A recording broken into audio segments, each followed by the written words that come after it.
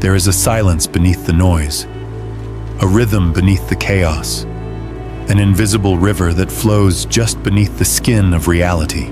Most live their lives skimming the surface, unaware of the current pulling them. Bending their path like gravity curves the arc of light. We make choices, feel triumphs, suffer losses, and call it fate, or chance, or circumstance. But what if all of it, every encounter, every failure, every miracle was the result of an ancient, unseen architecture, a law so vast, so subtle, that it whispers behind every breath you take, shaping your days not with force, but with alignment. You were born into this law, not by decree or decision, but by immersion. Like a fish in water, never noticing the wetness. It governs not through commandment, but through resonance. This law does not punish or reward, it simply reflects. It mirrors the tone of your thoughts, the integrity of your actions, the depth of your awareness. And yet it has no name in our textbooks, no place in our modern courts. It lives in the liminal, between myth and quantum mechanics, between a monk's chant and a child's intuition. This law has been called many things over the centuries: karma, dharma, the law of attraction, the morphogenetic field.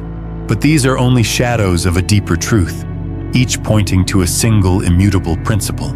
Reality is not something you exist in. It is something you are constantly generating. Consider this: from the moment you open your eyes in the morning, the world does not simply present itself to you. Rather, you tune into it.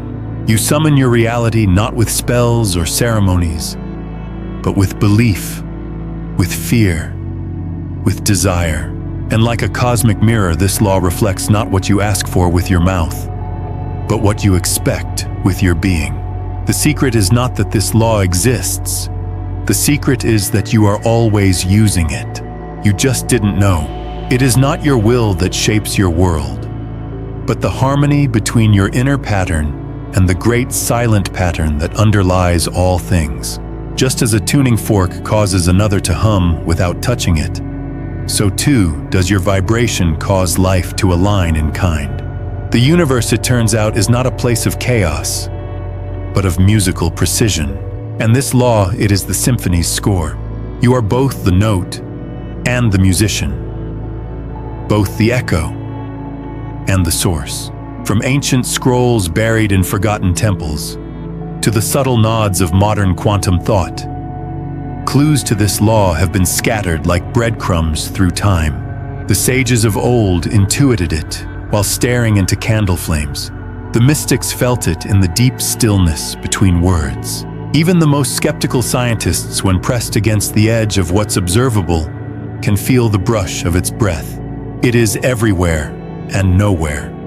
The architect behind coincidence, the designer of déjà vu, the heartbeat behind intuition, and yet it remains hidden in plain sight. Why? Perhaps because its power is too great to be handed casually. Perhaps because it only reveals itself to those ready to see through the veil of cause and effect into the fluidity of creation itself. More likely, it remains hidden because it is not a rule imposed upon us, but a rule that arises from us. It is not written in the sky or carved in stone, but etched into the very structure of consciousness. To name it too directly is to lose it, like trying to hold moonlight in your hands. But let us not fear its elusiveness, for understanding does not come from grasping, but from harmonizing.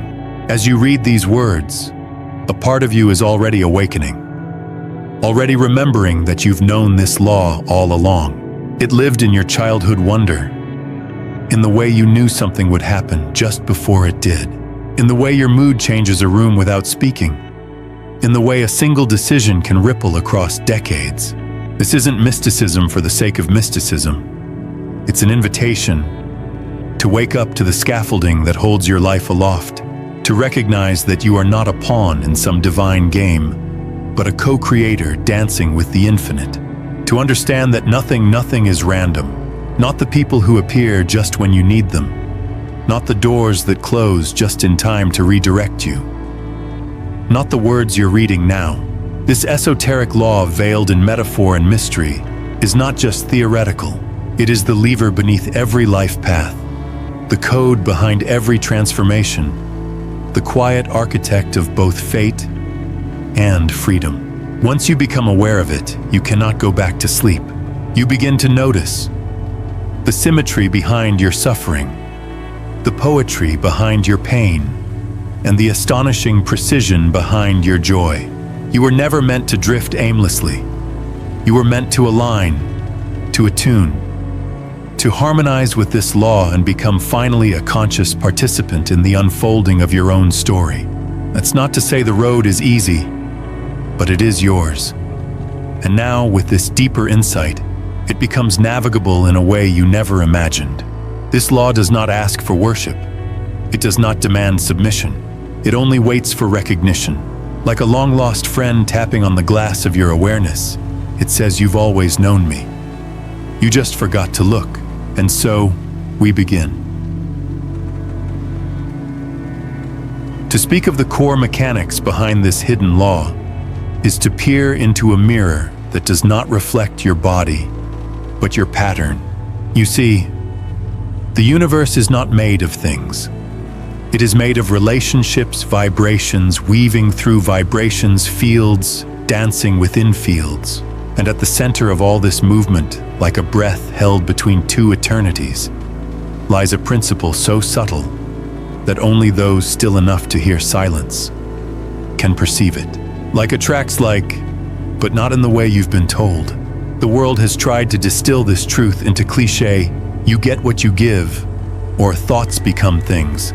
But such simplifications betray the intricacy of the mechanism. This law is not a vending machine for your wishes, nor a cosmic Santa tallying your good and bad deeds.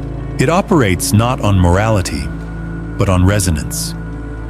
It answers not to your words or rituals, but to your frequency, your state of being beneath the mask you wear in public. Imagine your life as a field of energy pulsing out vibrations with every thought, every emotion, every belief that sits quietly beneath the surface of your mind. These are not passive emissions, they are invitations. Each frequency you emit calls forth a corresponding response from the great intelligence behind the veil. Not because the universe is judging you, but because it is matching you perfectly, unerringly, like a cosmic mirror that cannot lie. This is the first pillar. Resonance creates reality. What you hold, you echo. What you echo, you receive. Your external world is the crystallized residue of your internal state, slower, denser, but no less real. Change does not start with action, though action has its place. It begins with recalibrating the internal instruments of thought, belief, and emotion, so they may sing a different note into the unseen. The second pillar is awareness directs energy. Where you place your attention, you feed. Where you feed, you grow. The universe does not discriminate between what you love and what you fear. It only knows. You are focusing. Fear, when sustained, becomes prophecy. Joy, when nurtured, becomes magnet. The law responds not to what you claim to want, but to what you habitually attend to, what you emotionally invest in. Thus, your focus becomes an incantation, your emotional investment, a spell.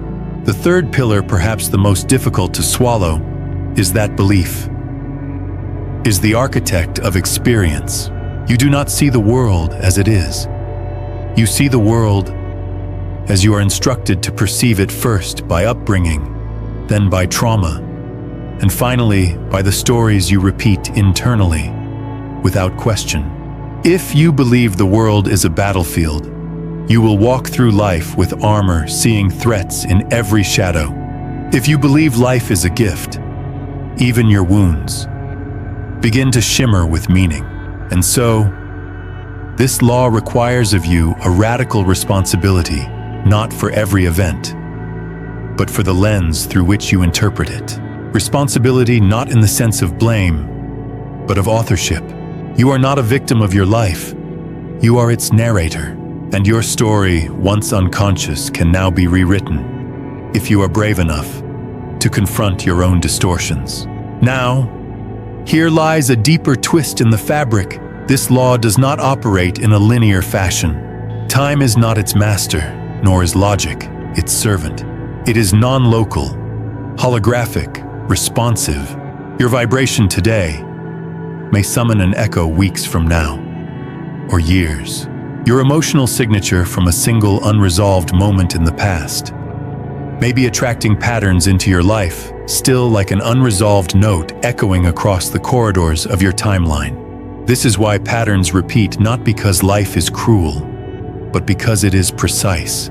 It will keep holding up the same mirror until you learn to recognize your own reflection in it.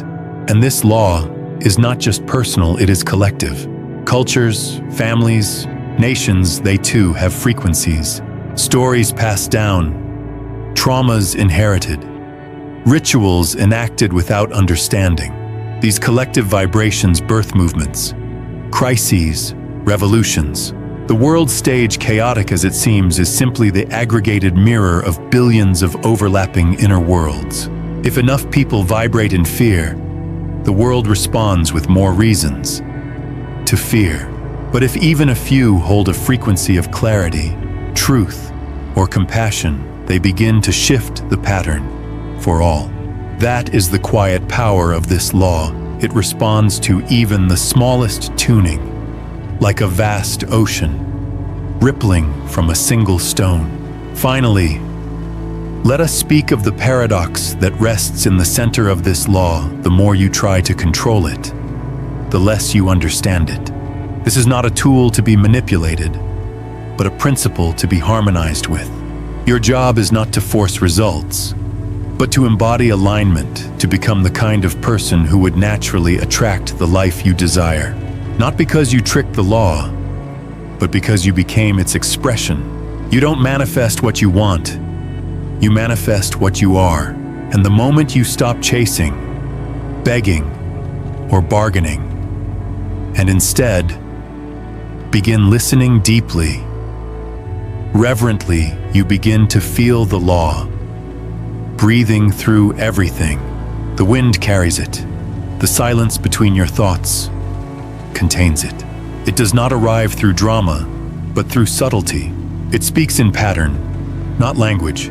In this, we find its genius. It hides not by retreating, but by being ever present. There are truths too vast for direct instruction. Truths so profound they cannot be taught, but only remembered. Remembered through symbol, through myth, through the echoing dreams of a world that speaks in metaphor. And so, to understand the law not just with the mind, but with the soul, we must slip beneath the skin of logic and enter the realm where story and self are one. Let us begin in a forgotten village where the sky was always gray. In this place lived a man who never smiled and believed the world owed him joy. Each morning he opened his window and said, "Still no sunshine." His neighbors pitied him. His crops wilted. The birds never sang near his home. He became the village example of misfortune. But what no one noticed was this: each night just before sleep, the man whispered a single sentence under his breath. "I am meant to suffer." He did not say it proudly. He did not even say it consciously. It was a residue of a wound, a whisper handed down through pain. And so the law, neutral and perfect, echoed it back. The sky, the birds, the crops, they only obeyed his frequency. They weren't punishing him. They were mirroring him. And then one day, a child wandered by humming to herself. She stood in his garden, closed her eyes, and said, "This land is dreaming of sun." Then she left. The next morning, a single beam of golden light pierced the clouds and landed on his doorstep. It was small, but it was the beginning. Not because the world had changed, but because the pattern had been interrupted. One new note in the song, that's all it takes to awaken a sleeping law. Or consider this tale told in fragments, across cultures and lifetimes. A woman lives inside a labyrinth. She does not know why she is there, only that she has always walked its stone corridors. At first, she searches for a door, then a map, then a god. Years pass. She begins to decorate the walls. She names the turns. She makes peace with her prison. But one day, out of exhaustion, more than hope, she stops walking. In stillness, she notices something strange. The walls of the labyrinth are not made of stone, but of mirrors. Every direction she runs is simply a reflection of her. Every turn is a loop of her own forgotten belief. She laughs, not bitterly, but with awe. And as her laughter deepens, the mirrors dissolve, not into dust, into sky. This too is the law, that the external maze we believe we're trapped in is often nothing more than the crystallization of internal distortions. When those distortions dissolve, the path clears, not because a gate has opened, but because we were the gate all along. There's an old parable, soft and strange, about a village plagued by a shadow. Every evening the shadow would creep through the streets, turning wells to poison and soil to ash. The people tried everything: torches, charms, exile. Nothing worked. Then, a blind woman arrived. She asked for no shelter, only silence. She sat at the center of the village, placed her hand on the earth, and whispered, "The shadow is not the enemy. It is the echo of the wound." That night the shadow came again.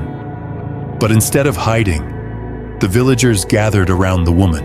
She told them to sing not in defiance, but in forgiveness. As their voices rose, the shadow slowed, then stilled, then dissolved. It had no power, without their fear to feed it. And this is another key to the esoteric law. It reflects not only your conscious state, but the energy you suppress. The pain you refuse to face becomes form. The grief you bury takes shape.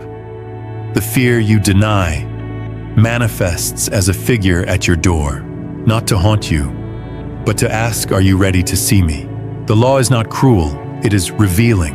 What appears as misfortune is often simply the law holding up a mirror, saying, "This is what still lives within you." Even dreams, those midnight messengers, speak in the language of this law.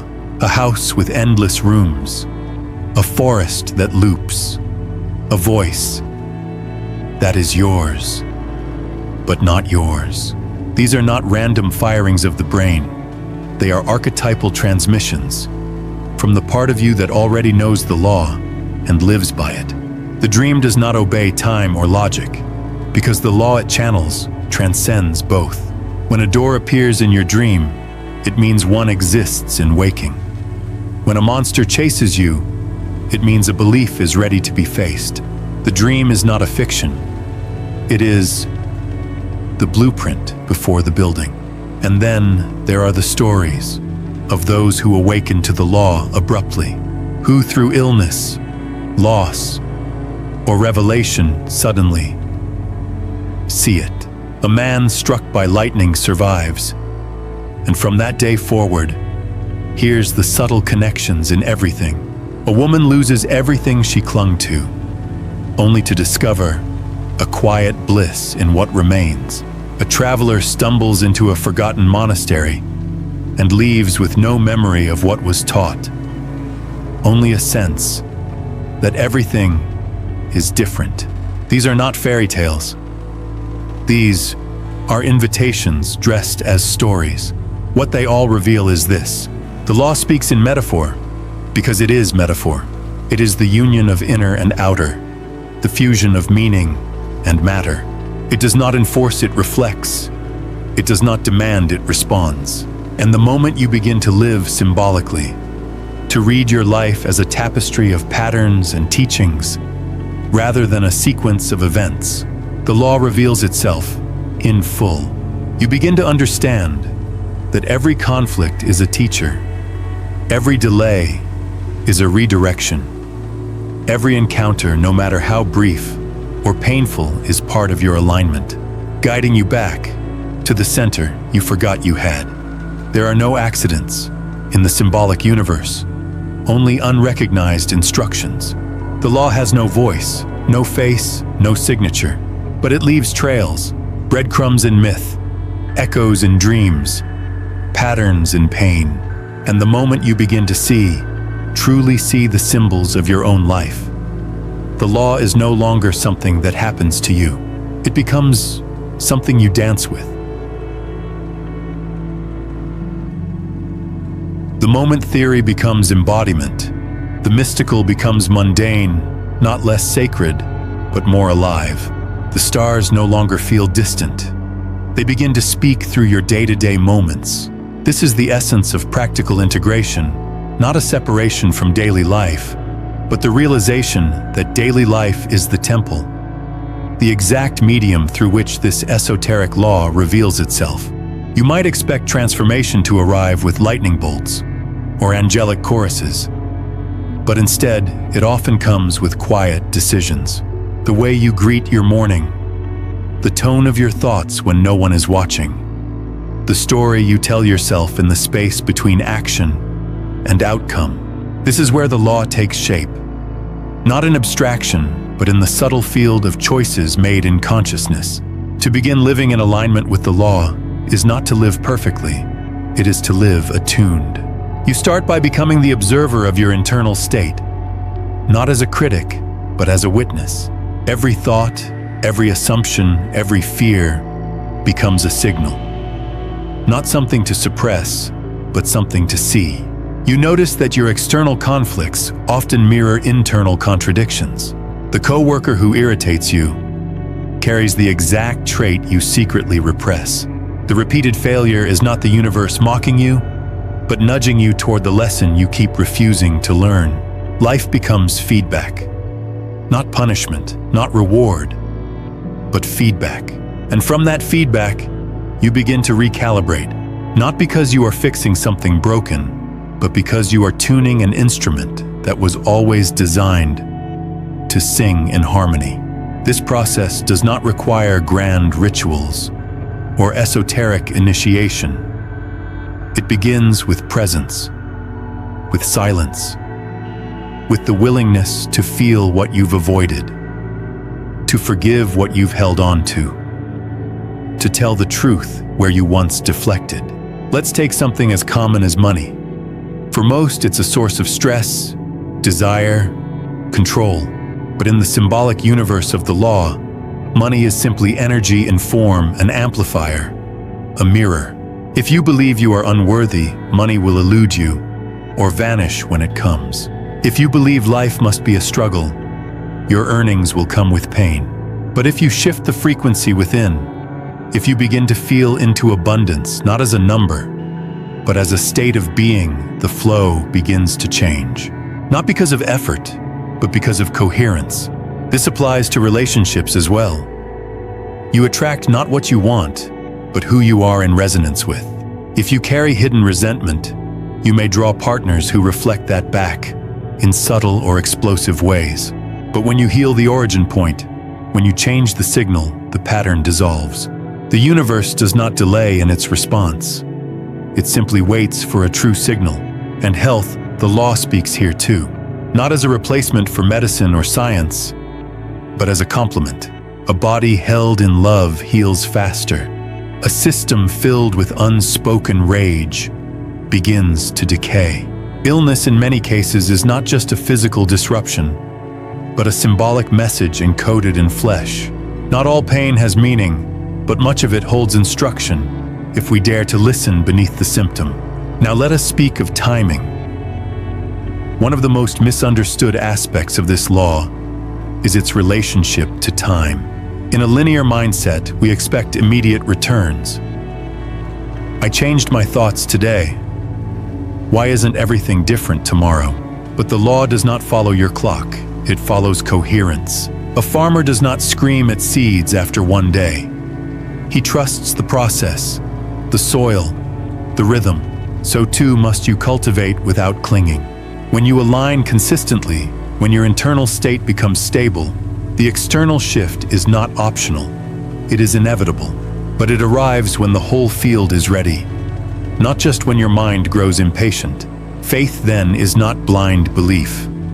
It is the muscle of resonance, the ability to hold a frequency, even when evidence has not yet arrived. Not delusion, but devotion to a deeper knowing, to the music that plays beneath appearances. And this integration does not require isolation. You don't need a monastery to live this law. You need only sincerity. You can begin in a traffic jam and a disagreement in the middle of a grocery store.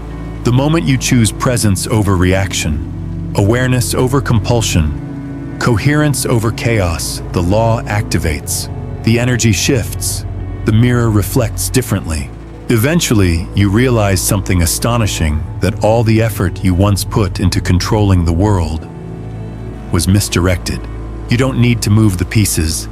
You need to tune the player. And as you shift, the board changes. Synchronicities increase. Struggles begin to melt. Not all at once, and not always with fireworks, but steadily, gently, like fog lifting from a morning field. And when something painful returns, you no longer curse it. You meet it like an old teacher. Ah, you again. What have I not yet seen? This turns even suffering into alchemy. The worst moments become portals. You stop asking why me and begin asking what's being reflected. You no longer wait for permission from outside. You claim authorship from within. To live by this law is to become an artist of alignment. Each word, each thought, each act becomes a brushstroke on the canvas of your reality. You realize you are never at the mercy of circumstance. You are the composer of context. And the more you harmonize with the law, the less effort is required. Flow replaces friction. Clarity replaces confusion. The river begins to carry you, not away, but home. Now, we stand at the edge of what can be said with words. You have walked through mirrors, met the law beneath your habits, and glimpsed the scaffolding behind your life's strange architecture. You've seen how your inner frequencies, your unconscious beliefs, and your unnoticed emotions are not merely private feelings, but cosmic instructions. The law is not some distant deity dispensing fate from on high. It is immediate. It is interactive, and it is always listening not to your voice, but to your vibration. You are never a passenger. You are, and have always been, the driver, the designer, and the destination. The world you see is the echo of the world you carry, and the law responds not to your appearances or affirmations, but to your being. This is not metaphor, it is structure. The structure of energy, responding to itself in the dance of form and experience. The game is not rigged against you, it is rigged with you in perfect fidelity. So now, what will you do? Will you walk back into your routines, treating this as a curious idea, a feather of thought, to be blown away by tomorrow's noise? Or will you begin, not in grand revolutions or impossible oaths, but in the smallest of ways, with a breath that is fully claimed, with a thought that is gently questioned, with a belief held to the light and asked, are you true or just old?